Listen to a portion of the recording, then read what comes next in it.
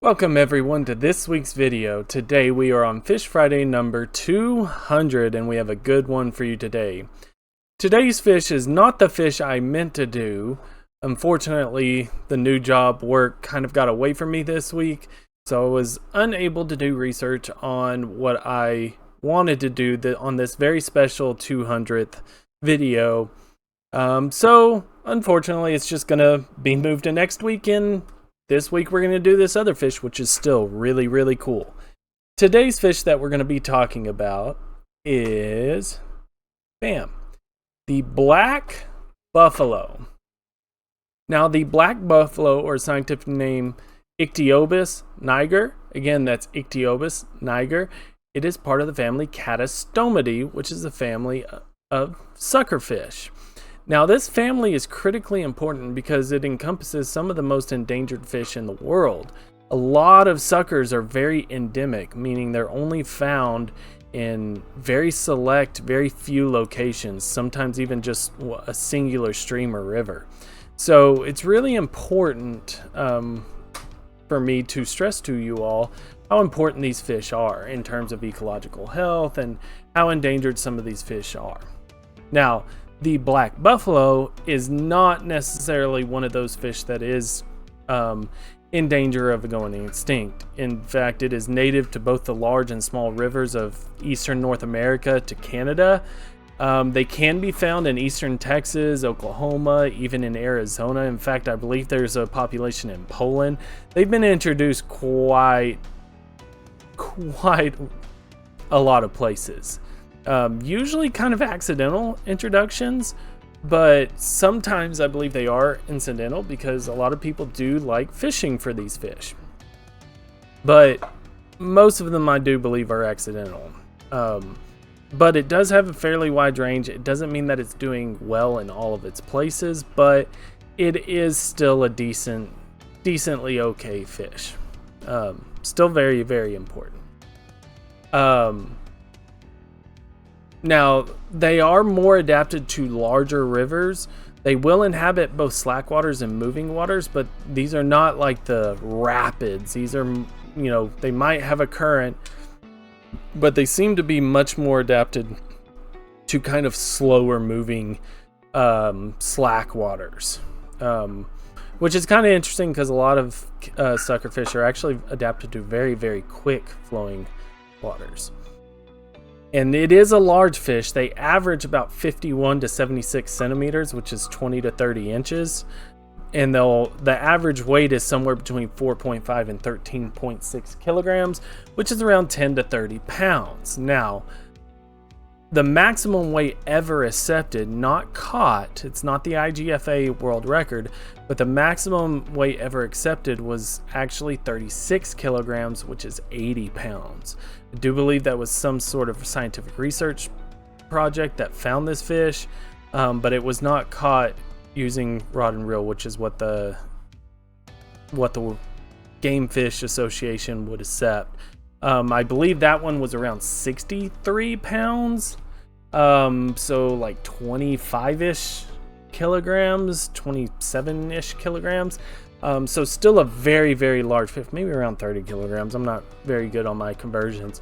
Still a very large fish, and even then, 10 pounds is not something to shake a stick at.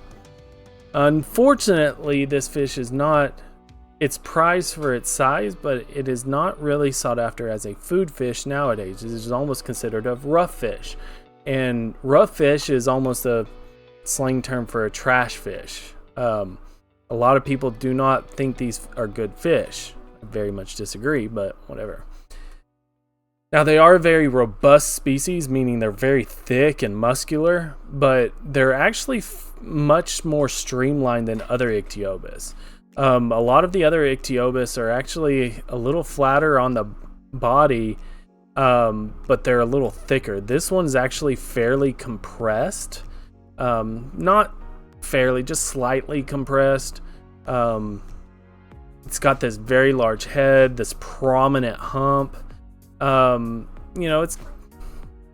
It's kind of, it looks more to me like an open water sort of sucker fish.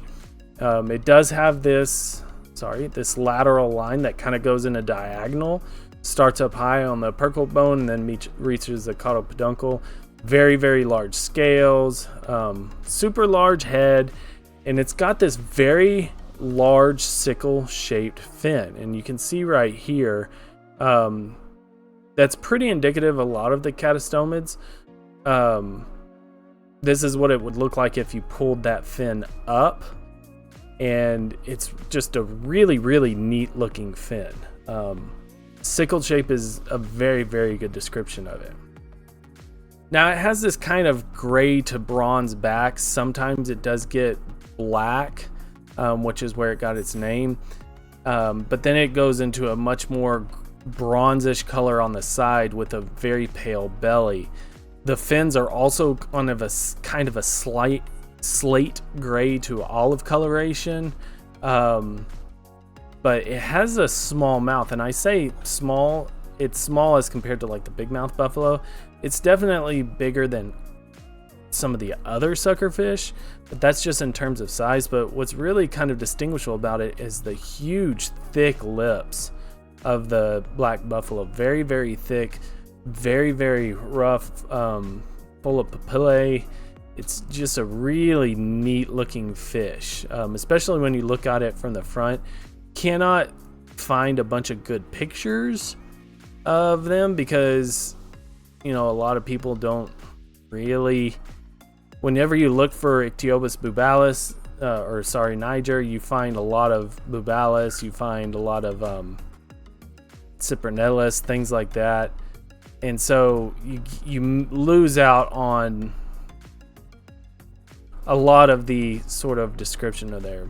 But you can see from these pictures that people do fish for this, and they can get excessively large, like this one right here, which I do believe this one's a big mouth buffalo. So, you know, that's still a very, very good sized fish. But as I said, it's more streamlined, more adapted to lakes and deeper rivers and things like that.